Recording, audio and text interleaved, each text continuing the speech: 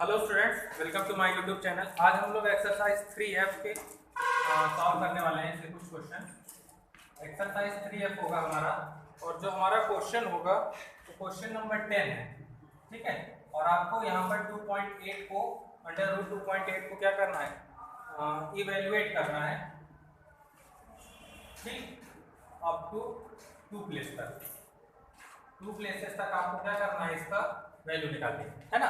Question में जो आ रहा था अंडर रूट 2.8 इवेल्युएट करना है अप टू 2 प्लेसेस तक। अब देखिए, क्वेश्चन को करने में कई टेक्निक हो सकती है, लेकिन मैं आपको एक शॉर्ट टेक्निक बताता हूँ जिससे आप बड़े बड़े क्वेश्चन कर सकते हैं। अब देखिए, शॉर्ट टेक्निक का मतलब क्या होता है कि पहले तो हम इस डेसिमल को हटाएंगे। डेसिमल हटाने के लिए मैंने आपको पहले ही वीडियो में पढ़ाया है कि क्या तरीका अपनाते हैं। पॉइंट के नीचे आप 1 लिखेंगे, इसके बाद एक 0 लगाएंगे, ये डेसिमल आपका कट जाएगा। यानी अब आपका नंबर जो 2.8 था कन्वर्ट हो गया किसमें, 28/10 में, है ना। 28/10 में हो गया।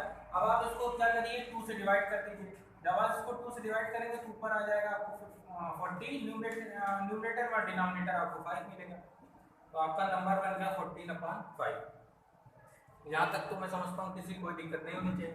भाई मैंने पॉइंट हटाया, 0 बढ़ाया, 2 से दोनों डिवाइड किया, 14/5 का अंडर रूट लगा दीजिए। अब मैं यहाँ पे आपसे ये कहता हूँ कि 14 को 2 प्राइम नंबर्स में ब्रेक कर दीजिए, मल्टीप्लाई के फॉर्म में। ठीक है, प्राइम नंबर्स के मल्टीप्लाई के फॉर्म में आपको ब्रेक करना है, डिवाइड में नहीं, मल्टीप्लाई में। तो आपका क्वेश्चन क्या बन गया, 275।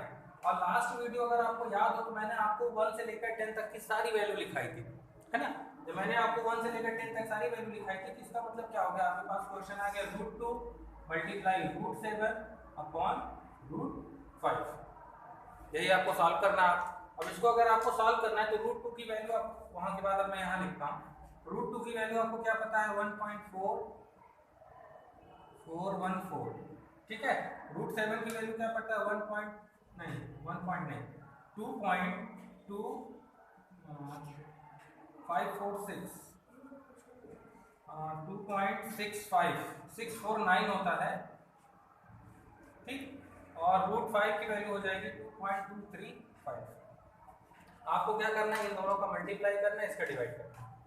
ठीक है, इन दोनों का मल्टीप्लाई करेंगे, इसका डिवाइड करेंगे, आपको आंसर फाइनली मिल जाएगा। तो एक बार मैं इससे मेथड को एलिब्रेट करता हूँ। क्या करना है, अब 2.8 को हटाने के लिए पॉइंट हटाएंगे, यहाँ 0 बढ़ाएंगे, 2 से दोनों को डिवाइड करेंगे, 14/5 होगा। 14 को मैंने कहा 2 प्राइम नंबर में ब्रेक कर लेंगे, 2 × 7 में 2 की वैल्यू मतलब इस अंडर रूट को आपने इस पर भी लगाया, इस पर भी लगाया, इस पर भी लगाया। आपने √2 की वैल्यू क्या लिखा, 1.414, √7 की वैल्यू 2.649 और 2.235। इन दोनों का मल्टीप्लाई करके इसका डिवाइड कर देंगे, आपको आंसर फाइनली मिल जाएगा।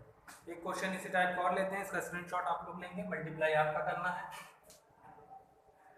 ठीक है, आइए क्वेश्चन लेते हैं। हम इसको हटा रहा हूँ मैं यहाँ से।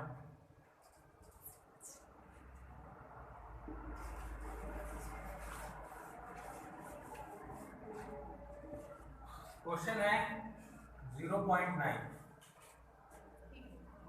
अगर यही क्वेश्चन, मैं आपसे एक बात करूं, अगर यही क्वेश्चन आपको इस फॉर्मेट का लिखा होता 0.09 तो काफ़ी आसान क्वेश्चन हो जाता, काफ़ी आसान क्वेश्चन होता, लेकिन यहाँ पे लिखा पॉइंट है।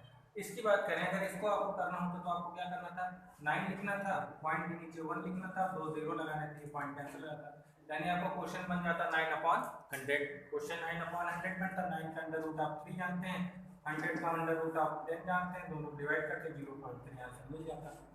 But question is that 0.9। Okay, इसको लिखना चाहें तो आप लोग लिख सकते हैं। ठीक है, क्योंकि आपको पता है अगर 0 का पेयर बन रहा है तो आप इसका जब अंडर रूट निकालेंगे तो इन दोनों 0 से एक 0 बाहर अंडर रूट के बाहर आएगा। ठीक है, एक 0 बाहर आएगा, लेकिन यहाँ पर क्वेश्चन थोड़ा सा डिफरेंट है। डिफरेंट क्यों है, जब आप अंडर रूट 0.9 लिखेंगे, पॉइंट हटाने के लिए पॉइंट के नीचे 1 और 0 पॉइंट हट जाएगा, यानी कि यहाँ पर आपका क्वेश्चन बन गया 9/10। अब समस्या हमारे साथ ये है कि इसका पेयर नहीं बन रहा है ना। ऊपर वाले का तो न्यूमरेटर का जो अंडर रूट आप निकाल सकते हैं, लेकिन डिनोमिनेटर का नहीं निकाल पाएंगे, तो आप फिर से यहाँ पे टेक्निक लगाएंगे। इसको आप लिखेंगे 9/√2 × √5। 2 नंबर फॉर्म में ब्रेक कर दिया आपने। इसका अंडर रूट निकालेंगे तो 3 आएगा, इसका जानते हैं 1.414, और √5 का निकालेंगे तो 2.236। इन दोनों का मल्टीप्लाई करके डिवाइड कर लेंगे, काफ़ी लंबा चौड़ा डिवाइड होगा, तो चूंकि अगर वैसे निकालने जाएंगे तो मेथड काफ़ी लंबा होगा। आपके लिए सबसे बेस्ट मेथड होगा कि आप इनको प्राइम नंबर के मल्टीप्लाई के फॉर्म में डिनोट कीजिए और इसको सॉल्व कीजिए।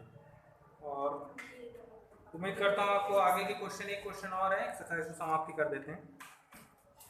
इसका स्क्रीनशॉट लीजिए।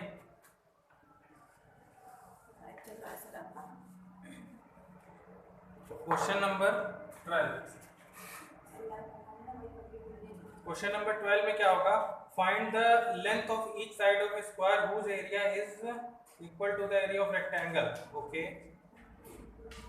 ठीक, यहाँ पे क्वेश्चन लिख ही देता हूँ आपके लिए, ठीक है?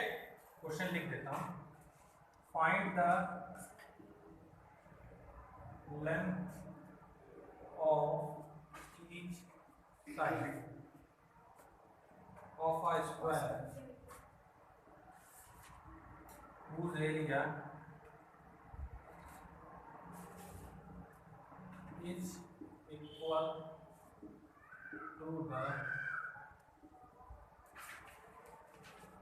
to the area of rectangle length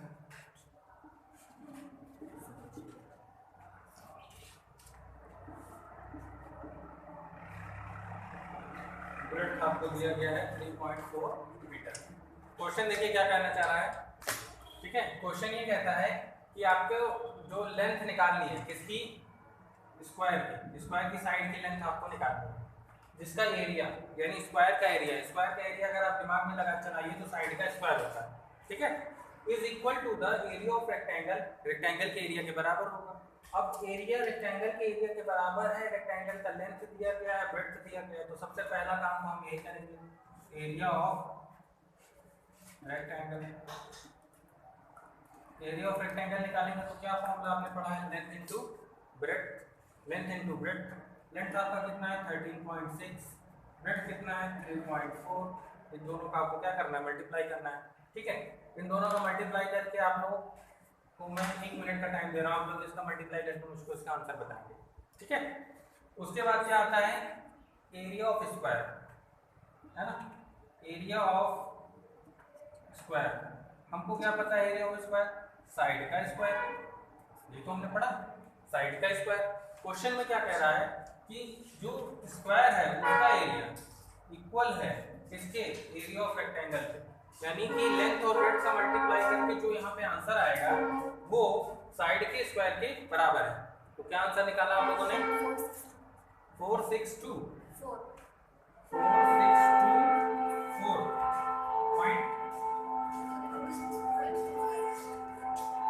46.24, ठीक है? आपने आंसर निकाल के मुझको बताया 46.24 और मीटर स्क्वायर, ठीक है? कोई बात नहीं, मैं चेक कर लेता हूँ आंसर, लगभग में अप्रोक्सीमेट ही चेक करते हैं। 13 3 जा होगा 39, है ना? और यहाँ पर 13 पॉइंट समथिंग है, यहाँ भी 3 से अधिक है, तो यानी ये आंसर मेरा 39 से एक्स्ट्रा होगा, तो 46.24 आ रहा है, ये मैं समझता हूँ, ठीक है? तो यहाँ पर हमारा जो फॉर्मूला है स्क्वायर के बारे में तो मुझे कोई जानकारी ही नहीं, क्योंकि जब तक साइड नहीं पता होगा तो स्क्वायर निकाल नहीं पाऊंगा। लेकिन यहाँ पर जो लाइन ये लिखी गई है, area is equal to the area of rectangle, यहाँ पर इस बात को मैं लिखूंगा अकॉर्डिंग टू क्वेश्चन को मैं शॉर्ट में लिखूंगा ATQ। According to question side square is equal to 46.24। यहाँ से साइड हटाएंगे, यहाँ से स्क्वायर रूट हटाएंगे, उस साइड अंडर रूट लगाएंगे, यानी कि आपको 46.24 का क्या निकालना है? Square root. अगर आपने इसका स्क्वायर रूट निकाल दिया तो आपका आंसर आ गया। अब स्क्वायर रूट निकालने के लिए डेसिमल नंबर मैंने आपको क्या बताया? 4624 लिखिए, पॉइंट हटाएंगे तो अपॉन का 100, इसका स्क्वायर रूट आप लोगों को निकालना है। तो जहाँ तक मुझको अंदाजा लग रहा है इसका स्क्वायर रूट आप लोग निकालेंगे तो अंडर रूट जो आएगा पॉइंट में आएगा, और उसका जब आंसर निकाल लेंगे, ठीक है, 4624 का आंसर निकालेंगे, बाहर मैंने 10 लिख दिया, क्योंकि 100 का स्क्वायर रूट निकल सकता था 10, जो आंसर आएगा उसमें 10 से डिवाइड करेंगे तो पॉइंट आपका लेफ्ट साइड मूव कर जाएगा। क्लियर? उम्मीद करता हूँ कि ये बातें आपको समझ में आई होगी।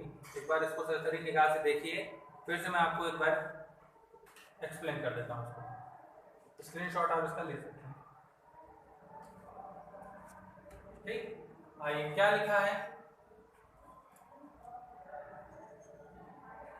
क्वेश्चन में, आपको क्या लिखा है कि जो स्क्वायर है ना, उसकी लेंथ आपको फाइंड आउट करनी है, स्क्वायर की साइड की, जिसका एरिया इक्वल है रेक्टेंगल के एरिया के बराबर। तो हमारा पहला काम तो ये था कि रेक्टेंगल का एरिया पता करें, तो हमने रेक्टेंगल का एरिया निकाला 13.6 इंटू 3.4 मल्टीप्लाई करके 46.24 आया। ठीक, एरिया ऑफ स्क्वायर, स्क्वायर का एरिया जब निकालना तो साइड का आपने स्क्वायर लिया।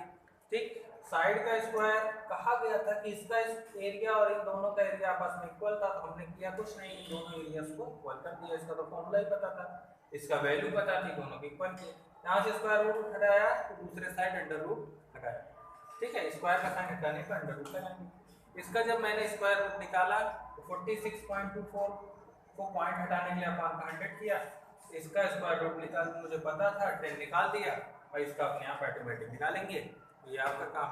तो आज की वीडियो में मैं करता हूँ कि क्वेश्चन आपको समझ में आए गए होंगे। 3F का एक्सरसाइज भी आपका समाप्त हो गया है। तो नेक्स्ट वीडियो में हम लोग नेक्स्ट एक्सरसाइज के साथ मिलेंगे। आज के लिए इतना है, थैंक यू वेरी मच।